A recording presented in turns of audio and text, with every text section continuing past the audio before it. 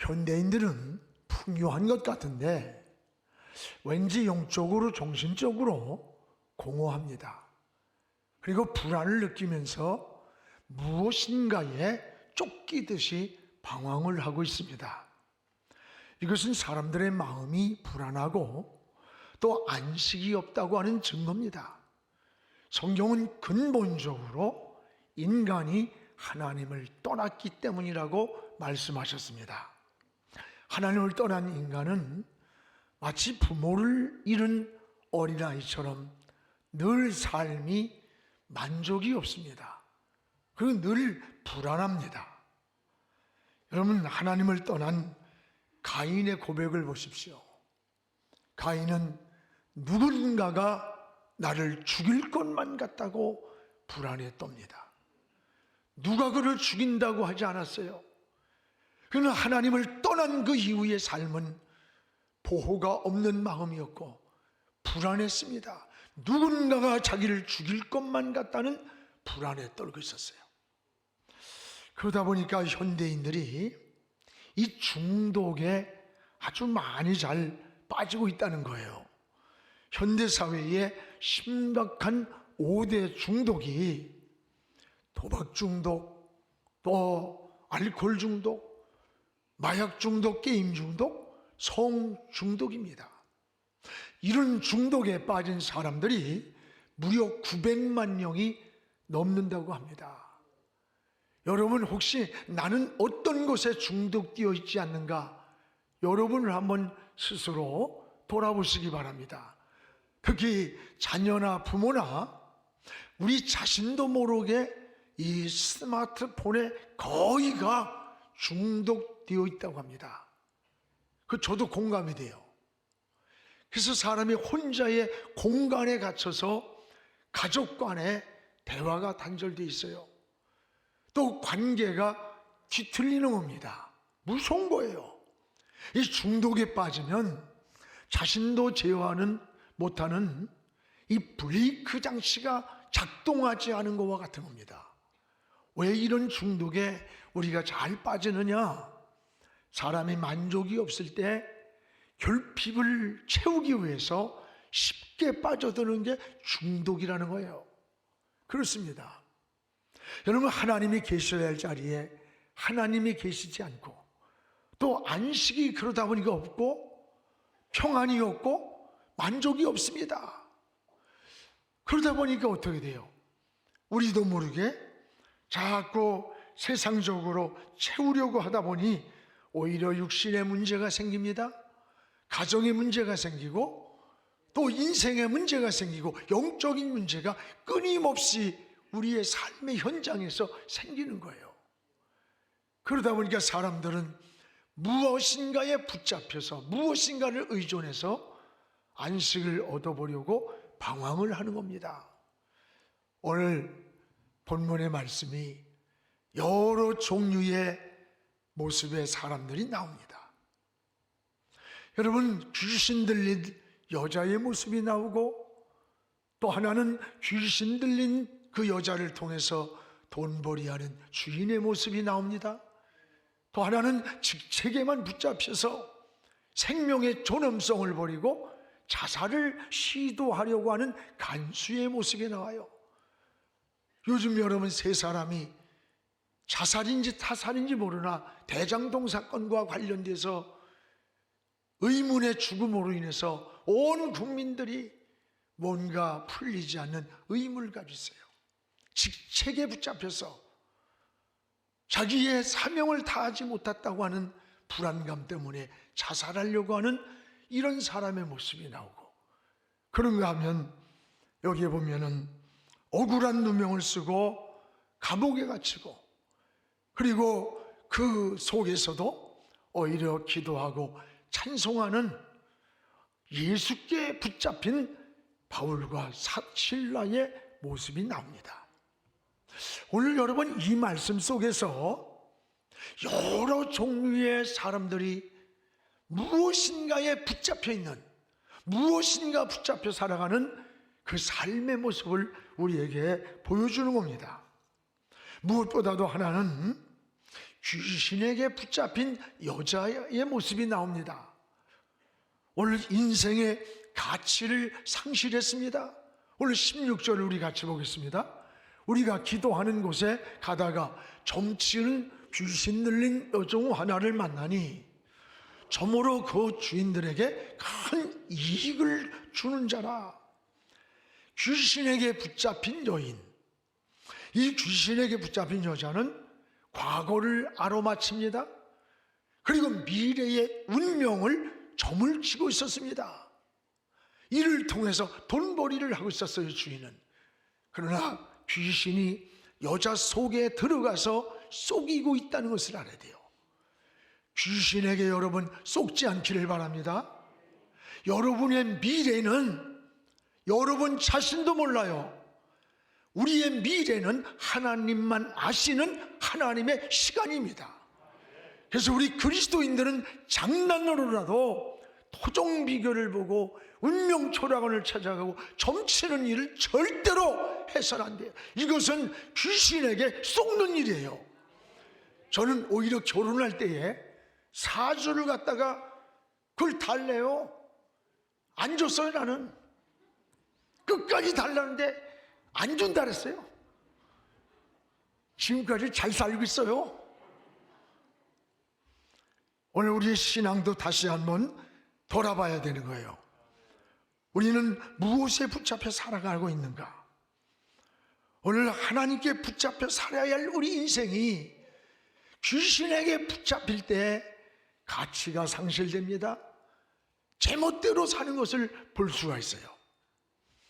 오늘 제정신이 아니기 때문에 자신도 모르게 이것이 내 인생에 파멸되는 물인지 불인지를 모르고 분별하지 못하고 귀신이 이끄는 대로 들어가는 거예요. 여러분 누가복음 8장 27절에 보면 이 귀신에게 붙들린 자의 모습이 세 가지가 나와요. 하나는 오래 옷을 입지 않았다. 두 번째는 자기 집을 귀신이 들어가면서부터 떠나버렸어요. 세 번째는 무덤가에 거처를 정하고 사는 거야. 이 귀신이 들어가는 시간부터 옷을 벗어버렸다. 자기 관리를 상실한 거예요. 집을 떠났다는 건 이미 안식을 잃어버린 무질서한 인생의 삶이에요. 무덤가가 어떻게 인간이 살아? 생명이 없고 부패하고 썩은 송장이 있는 그 곁에다가 거처를 정하고 산다는 말, 이것은 귀신의 속성을 말하는 거예요. 여러분 무덤가에 생명 없는 곳에서 어떻게 살 수가 있겠어요? 요즘 저는 이 세상 돌아가는 게 나는 꼭 귀신에게 붙잡힌 자의 모습처럼 제정신이 아닌 것 같아요. 제정신. 이 제정신을 차리고 목적이 분명한 삶을 우리가 살아야 됩니다. 오늘 18절에 이 귀신에게 붙잡힌 자가 그러면 어떻게 제정신을 회복했나? 우리 18절을 한번 같이 읽어보겠습니다. 이같이 여러 날을 하는지라 바울이 심히 괴로워하여 돌이켜 그 귀신에게 이르되 예수 그리스도의 이름으로 내가 내게 명하노니 그에게서 나오라. 귀신이 즉시 나오니라. 예수 그리스도의 이름으로 너한테 명한다. 귀신 들린 자에게 나오라 하니까 귀신이 즉시 이 여자로부터 나왔다 그랬어요. 이 여자를, 귀신 들린 자를 어떻게 제정신이 회복되었어요? 예수 그리스도의 이름입니다. 바울과 실라가 예수 그리스도의 이름으로 나가라 명할 때 이 귀신이 즉시 나갔다는 거예요. 이 귀신 들린 여자가 제정신이 돌아온 거예요. 인간의 가치를 회복한 겁니다. 누가 이 여인의 귀신을 쫓아내고 누가 이 여인의 제정신을 회복했습니까? 여러분 예수 그리스도의 이름입니다. 예수 그리스도의 이름의 능력이에요. 예수 그리스도의 이름 속에 권세가 있습니다. 예수의 이름이 구원의 길이요 인생의 해답입니다. 예수의 이름이 참 평안이요 소망이요 꿈이 되는 겁니다. 사랑하는 여러분, 귀신은 예수의 이름만 무서워하는 거예요. 저도 무서워하지 않고 여러분도 무서워하지 않아. 여러분 속에 계시는 예수 그리스도, 그분을 무서워하는 거예요. 그렇다면 우리는 무엇에 붙잡혀서 인생을 살아가고 있는 겁니까? 오늘 우리는 예수께 붙잡힌 삶이 되기를 기도해야 됩니다. 예수께 붙잡히면 삽니다. 제정신이 돌아옵니다. 예수님이 계시면 회복이 되는 겁니다. 사랑하는 여러분, 예수의 이름으로 귀신 들린 자가 오늘 제정신으로 회복되었듯이 오늘 예수님께 붙잡힌 자가 되기를 주님의 이름으로 축복을 합니다. 또 하나는 이 돈에 붙잡혀 수전노가 된 주인이 나옵니다. 오늘 19절입니다. 우리 같이 읽겠습니다. 여종의 주인들은 자기 수익의 소망이 끊어진 것을 보고 바울과 실라를 붙잡아 장터로 관리들에게 끌어갔다. 오늘 여기에 돈의 노예가 되어 생명의 가치를 잃어버린 주인의 모습이에요. 여러분, 내가 데리고 있던 종이 귀신이 떠나가서 제정신이 들었다면 이 얼마나 기뻐해요. 축하해야 할 일 아닙니까? 그런데 주인은 그를 통해서 점을 치고 미래를 거짓 운명을 말해주던 이 사람의 귀신이 떠나가 제정신이 들어 돈벌이가 안 되니까 오히려 분노하면서 이 귀신을 쫓아줬던 바울과 실라를 모함하는 겁니다. 그래서 감옥에다 가두는 이 모습을 우리에게 보여줍니다.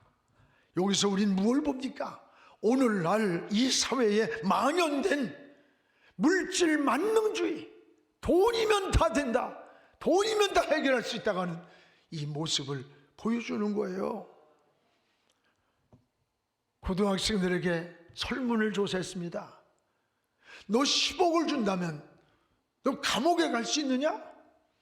돈 10억만 주면 자기는 감옥에 갈 수 있다는 거야. 그게 51.%랍니다. 51%. 여러분, 고등학생이 적어도 꿈을 가지고 내일의 비전과 설계를 하면서 걸어가야 할 이 청소년들의 가슴에도 나는 돈만 주면 감옥에도 들어갈 수 있다, 이 가치관이 얼마나 무서운 줄 알아요? 내가 돈을 갖는 거라면 사람도 죽일 수 있다는 거야. 어떤 수단 방법도 다 가질 수 있다는 거예요. 이 청소년들이 가치관이 병들어 있는 거예요. 이게 물질 만능주의라는 모습을 보여주는 겁니다. 여러분, 물질 자체는 악한 것이나 선한 것이 아닙니다. 그 물질을 내가 어떻게 소유를 했고 어떻게 사용하느냐에 따라서 그게 악이 될 수도 있고 선이 되기도 하는 거예요. 물질의 노예가 되면 그때부터 양심과 인격을 제어하는 제어 장치가 작동을 하지 않는 거예요. 브레이크 고장과 같은 겁니다. 그래서 솔로몬의 기도를 통해서 우리 인간의 진정한 축복이라고 하는 개념이 뭔가를 잘 알려줘요. 잠언 30장 8절 9절에 우리 한번 같이 읽어봅시다. 하나님이여, 내게 가난하게도 마옵시고 부하게도 마옵시고 오직 필요한 양식으로 나를 먹이시옵소서. 혹 내가 배불러서 하나님 모른다, 여호와가 누구냐 할까 하오며, 혹 내가 가난하여 도둑질하고 내 하나님의 이름을 욕되다 할까 두려워함이라. 솔로몬의 정직한 기도, 얼마나 솔직한 진실한 기도인가 보세요. 하나님, 나에게 부하게 하지 마소서. 그 부한 것 때문에 하나님을 버릴까 두렵습니다. 나를 너무 가난하게 마세요. 내가 가난해서 남의 것을 탐내며 도둑질할까 두렵습니다. 오늘 여러분, 이게 뭐예요? 내 인격, 내 신앙, 내 믿음의 그릇만큼 소유한 것이 축복이라는 사실이에요. 여러분에게 억만금이 주어져도 내 신앙과 믿음의 저울추가 기울지 않을 때, 균형을 잡을 때 그게 축복이에요. 어떤 사람들은 차라리 돈이나 없었으면 신앙이 저렇게 망가지진 않았을 텐데. 저도 그런 걸 많이 봐요. 차라리 저 사람이 높은 지위만 아니었더라면 인생이 저렇게 허무하고 추하게 무너지지는 않았을 텐데. 그가 가지고 있는 지식이, 조건이, 명예가, 지위가 오히려 인생을 망가뜨리고 불행으로 빠뜨리는 걸 우리 주변에 얼마나 많이 봅니까? 오늘 우리는 적어도 자기 나름대로의 물질 관계에 철학이 있어야 돼요. 전에도 이야기했습니다만 저는 늘 물질 관계를 배와 물로 늘 생각을 해봐요. 여러분, 배는 물이 있어야 움직입니다. 그러나 배 안에 물이 들어가면 그 배는 침몰되는 거예요. 우리가 세상을 살아가는 동안에 물질은 절대로 필요합니다. 물질의 많은 소유를 축복받으시기를 축원합니다. 소유가 많은 것은 잘못이 아니에요. 그 소유가 양심과 인격과 신앙을 무너뜨릴 때, 지배할 때, 그 시간부터 내 인생을 침몰시키는 거예요. 인생을 침몰하는 팩처럼 파괴시키는 겁니다. 그게 일만하게 뿌리라는 얘기예요. 사랑하는 여러분, 내게 억만금이 주어져도, 내게 높은 지위가 내게 온다 할지라도, 내가 많은 지식을 가지고 내가 좋은 환경에 있을지라도 신앙과 인격이 기울지 않을 때 그 소유는 진정한 복인 거예요. 여러분, 이런 복을 누리기를 주의 이름으로 축원합니다. 오늘 돈에 붙잡혀서 어떤 거예요? 인간의 가치라고 하는 것을 이런 이 주인의 모습을 통해서 물질을 다스리는 거, 정복하는 거, 관리하는 거, 이게 청지기의 축복이라는 거예요. 그래서 성경은 뭐라 그랬어요? 세상을 다 지어놓으시고 하나님은 이 땅의 것이나 바다의 것이나 나르는 공중의 모든 것들을 너에게 준다. 넌 다스리고 정복하라는 거예요. 정복. 이게 복이에요. 그걸 다스리지 못하고 거기에 지배를 당할 때, 끌려다닐 때 양심을 잃어요, 인격을 잃어요, 하나님을 잃는 거예요. 그건 축복이 아니라 인생의 불행으로 가는 거예요. 오늘 사랑하는 여러분, 물질을 다스리고 정복하며 관리할 줄 아는 이 청지기의 지혜가 우리가 살아가는 동안에 끊임없이 선택의 기로에서 놓인다는 것을 깨닫기를 주의 이름으로 축원합니다. 그러면 예수께 붙잡힌 자들은 어떻게 사는 겁니까? 사는 방법이 뭐예요? 오늘 사는 방법이 다르다는 것을 알려줍니다. 25절에 보면 바울과 실라에게서 예수께 붙잡힌 자의 모습이 어떤 모습인가를 보여줍니다. 우리 25절을 한번 같이 읽겠습니다. 한밤중에 바울과 실라가 기도하고 하나님을 찬송하고 죄수들이 듣더라. 이 한밤중이 어떤 밤이에요? 귀신을 쫓아주고 오히려 억울함에 누명을 쓰고 감옥에 갇혀서 굶고 춥고 배고프고 지친 밤이에요. 그 한밤중이에요. 여러분, 여기에서 이들은 이런 환경에서 찬송이 나올 만한 환경이 아니에요. 기도가 나올 만한 환경이 아니에요. 그럼에도 불구하고 하나님께 무릎을 꿇고 그 한밤중 그 시간에 주의 이름을 부르러, 그리고 하나님을 향해 찬양을 했다는 거예요. 이것이 바로 예수께 붙잡힌 자, 성경께 붙잡힌 자, 하나님께 붙잡힌 자의 모습이라는 거예요. 하나님은 이것을 통해서 하나님의 역사를 이루었던 거예요. 사랑하는 성도 여러분, 여러분도 살다 보면 때로는 너무 지치고 힘들어요. 그래서 기도할 마음도 잃고 찬송이 나오지도 않는, 기분이 나올지 그런 모습에 빠질 때가 있잖아요.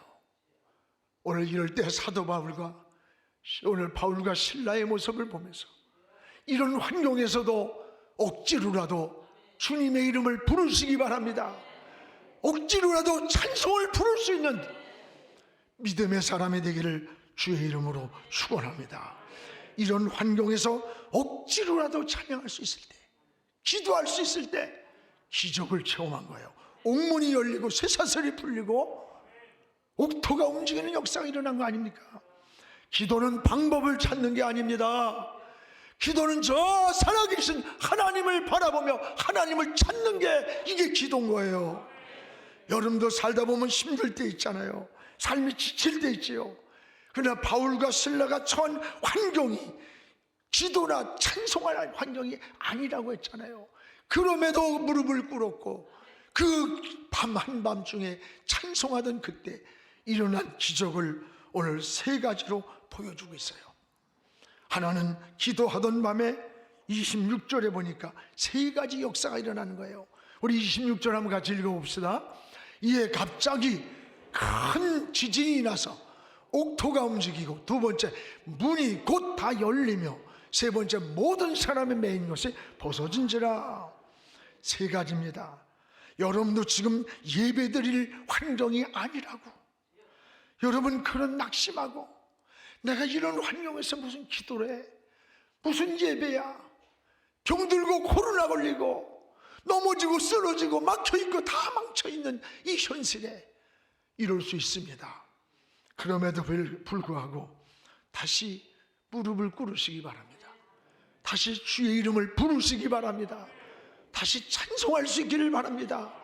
여기에 우리가 알지 못하는 비밀이 있고 열쇠가 있고 하나님의 역사가 있는 거예요. 오늘 기도하던 밤에 일어난 세 가지, 하나님 옥토가 움직였어요. 기도하던 밤입니다.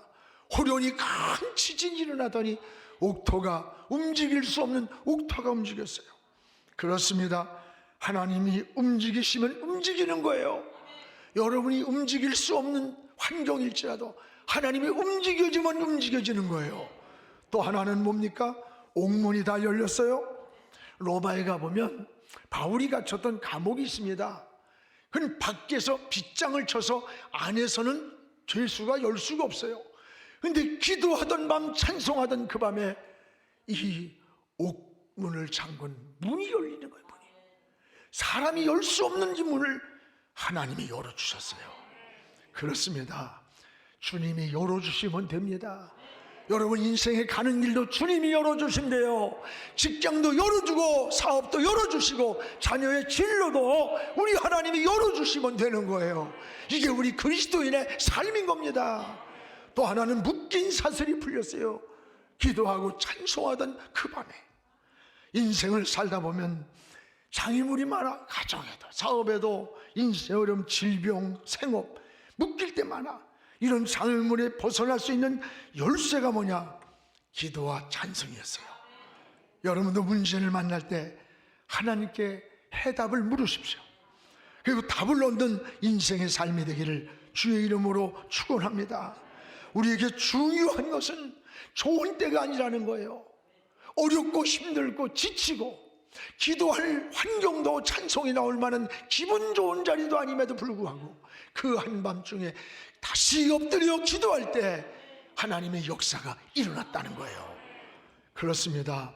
사랑하는 여러분, 이 일을 통해서 어떤 역사가 일어났어요? 옥문이 다 열렸어요. 이 간수가 이걸 보고 놀랐어요.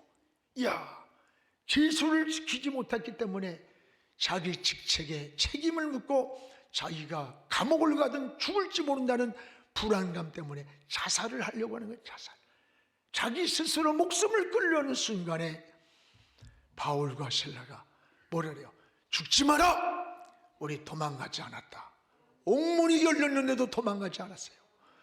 그때 그 모습을 보던 간수가 무릎을 꿇고 아마도 고맙기도 하고 이 엄청난 역사가 도대체 어떤 것일까? 그러면서 뭐라 그래요? 당신들의 구원을 나도 어떻게 받을 수 있습니까?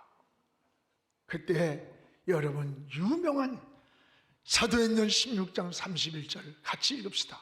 주 예수를 믿으라. 그리하면 너와 내 집이 구원을 얻으리라. 이 복음을 전해준 거예요. 그래서 간수를 구원하시고 이방 선교에 준비해놓고 계시는 이 하나님의 놀라운 섭리를 우리는 깨닫게 되는 거예요. 여러분, 내가 힘들고 어렵고 길이 막히고 억울하고 지칠 때가 있을 거예요. 혼자 울 때도 있을 거예요. 그럴지라도 여러분 하나님 편에 서세요. 하나님을 끝까지 바라보세요. 무릎을 꿇을 수 있다면 하나님의 역사는 반드시 일어나는 겁니다. 숨은 하나님의 섭리의 손길이 나타날 줄로 믿습니다. 사랑하는 성도 여러분, 우리 속에 있는 결핍, 이 결핍은 예수 그리스도를 통해서만 채워질 수 있는 겁니다. 무슨 중독에 빠져 있든지 하나님 만나면 벗어납니다. 여러분, 무서운 악습관에 빠져 있는 분 있어요? 염려하지 마세요. 주께 붙잡히면 살아요. 주님께 붙잡힐 때 모든 문제가 해결되는 겁니다. 사랑하는 여러분이요, 세상에 붙잡혀 허우적거리며 방황하지 말고 원래 예수 그리스도에 붙잡힌 인생이 되어서 여러분의 삶이 승리하고 일어나고 또 새롭게 소망을 가지고 달려가는 새해가 되기를 주의 이름으로 축원합니다.